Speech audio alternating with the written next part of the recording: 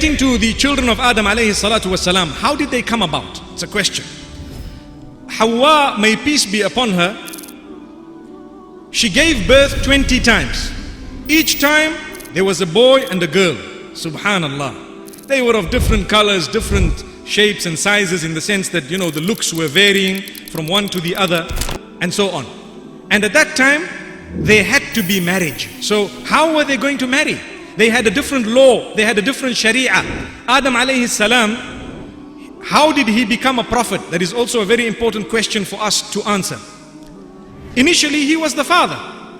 When he had his children, he began to remind his children of what happened in Jannah and what happened with the devil. So automatically he was a Nabi of Allah. He was reminding them of the beginning and who Allah is and how we must worship Allah alone because He is the sole creator, and how the devil cheated them and got them out of paradise. So they all knew directly from Adam alayhi salam that this is what happened, and Adam alayhi salam was giving them da'wah. He was literally calling them towards goodness and keeping them on the right track. So as the children grew, one of the oldest children was known as Qabil, in the English language Cain, and the one younger than him was known as Habil or Abel in the English language. We find some similarities in the previous revelations with what we also have in Islam. So what was the difference between these two? Listen very carefully. Cain was not so good looking and Abel was very handsome. Listen to this. And the sister of Cain was very good looking, but she was born in the same or from the same womb. So those two were what we call womb brothers and sisters, from the same womb. And when it came to Abel, he was very good looking, but his sister was not as good looking. Look at how looks affected them from the very beginning. So Adam alayhi salam instructed the two when the time came, and Allah put naturally in them the inclination towards marriage and partnership and so on. So Adam alayhi salam says, you will marry the sister of this one, and this one will marry the sister of meaning your sister. So Cain, his sister was very good looking. He looked at this girl he's supposed to marry, and he says, she's not that good looking. And why must I give my sister to this guy? Why? Imagine the question.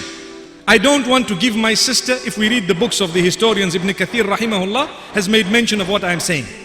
He says, Qabil or Cain says, I don't want my sister to go to him, and I don't want to have his sister. I'd rather have my own sister, he's saying. Astaghfirullah. But anyway, that was what went through his mind. And as a result, it created a problem. Look at how marriage up to today creates problems between people.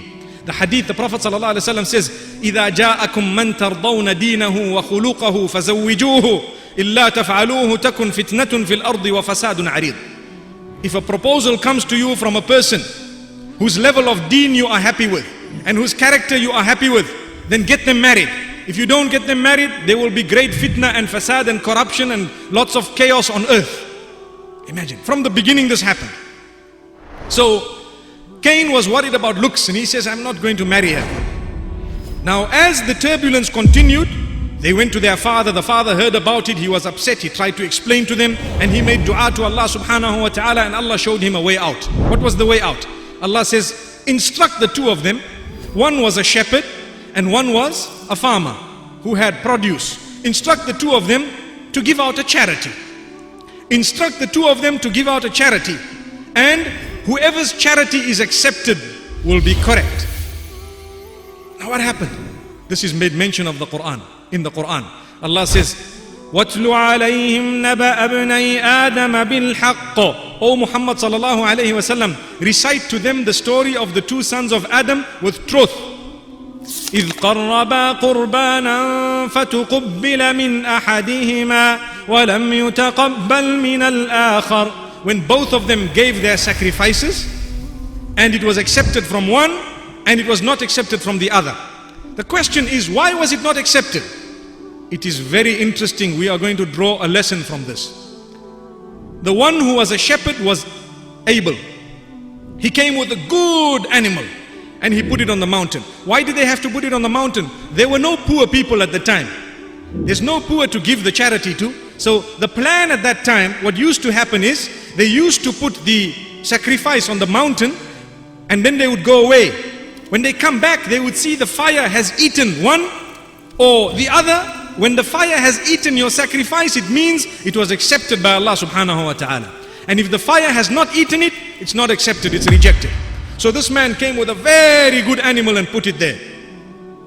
And the other brother, Cain, the one who was fighting and arguing, he was a farmer. He had produce. He brought not mediocre produce, but that produce that was now almost rotten. And he put it there and he says, right, this is the sacrifice. And they went away. So one was accepted, one wasn't. It's very simple to know which one was accepted and why. So when one charity was accepted, the other one wasn't, listen to the verse. قَالَ لَأَقْتُلَنَّكَ. He looked at his brother and says, I'm going to kill you. Now, why do you want to kill him when his was accepted and mine wasn't? Allahu Akbar. Now I want to kill him. For what? Again, this is shaitan's plan. Don't look at the root of the cause or the root cause, but go and just blame someone and lay the blame on him and start becoming violent. That's shaitan.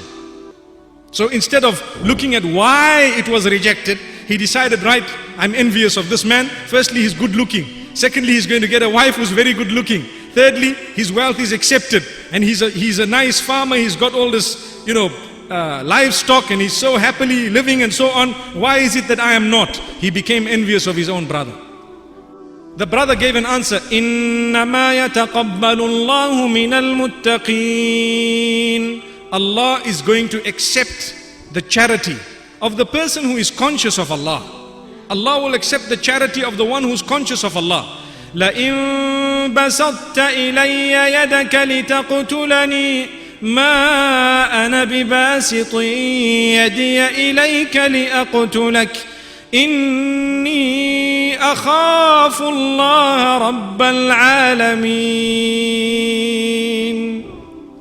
If you are going to stretch your hand to kill me, I am not going to stretch my hand to fight you or to kill you back or to do anything to you, because I fear Allah. I fear our Creator who has created entire creation, and He is the Lord of the worlds. This was the answer of the brother. But what happened? This brother was adamant, and shaitan had taught him how to kill. Imagine, how would someone have known how to kill? You got to stop this person from breathing. How? Shaitan taught him how to murder. So he hit his brother with something very hard, either a rock or something very hard, and he killed him. Allahu Akbar. He killed his brother.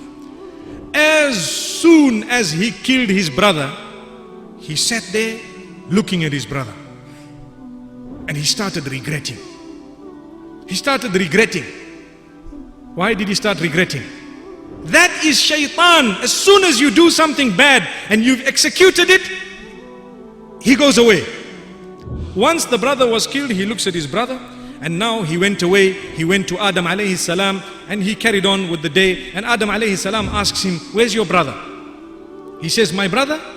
I'm not responsible for him. Why do I have to know where he is and what's happening? Immediately Adam alayhi salam knew that there's something wrong. This child is hiding something from me. There is something wrong. Now, later on in the evening, he went back to the body and he's looking at it. And the following morning, he's looking at this body again. And now it started releasing a stench. It started releasing a stench. And he was remorseful. Because of his regret, Allah subhanahu wa ta'ala had mercy on him by sending him a lesson through two crows. Allah says in the Quran, فَبَعَثَ اللَّهُ غُرَابًا يَبْحَثُ فِي الْأَرْضِ لِيُرِيَهُ كَيْفَ يُوَارِي سَوْءَةَ أَخِيهِ قَالَ يَا وَيْلَتَى أَعَجَزْتُ أَنْ أَكُونَ مِثْلَ هَذَا الْغُرَابِ فَأُوَارِيَ سَوْءَةَ أَخِي فَأَصْبَحَ مِنَ النَّادِمِينَ. He regretted when he saw these crows come, and the one was digging in order to bury the other, and it dug and put the other into the ground and covered it. So he says, can't I be like this crow? Let me do this. So he dug a hole also, and he buried his brother and so on, and he was very, very remorseful. And thereafter it is reported that he could not really stay with Adam alayhi salatu wassalam and them with all the regret that he had. And so he went away. He went quite far. Alhamdulillah, we are happy to announce the launch of the One Islam TV app. Watch hundreds of high-quality produced Islamic reminders, Quran learning videos, stories of the prophets, and so much more. 2 new videos uploaded daily, inshallah. Watch videos on demand or download videos and watch offline. No more annoying ads or pop-ups. 100% safe browsing for your peace of mind. Watch or listen to lectures and lessons while you work, rest, or drive with your device switched off. One Islam TV is 100% run and owned by Muslims, which means the small amount you pay for your subscription is a SADAQAH JARIYAH, continuous charity for you, as we use the funds raised to continue producing more beneficial videos and reminders, inshallah. The One Islam TV app is now available on Apple devices, Apple TV, Android devices, Android TV, Amazon Fire TV, and Roku, so you can watch on most devices and smart TVs. Download now for a free 7-day trial. May Allah reward you for supporting our work.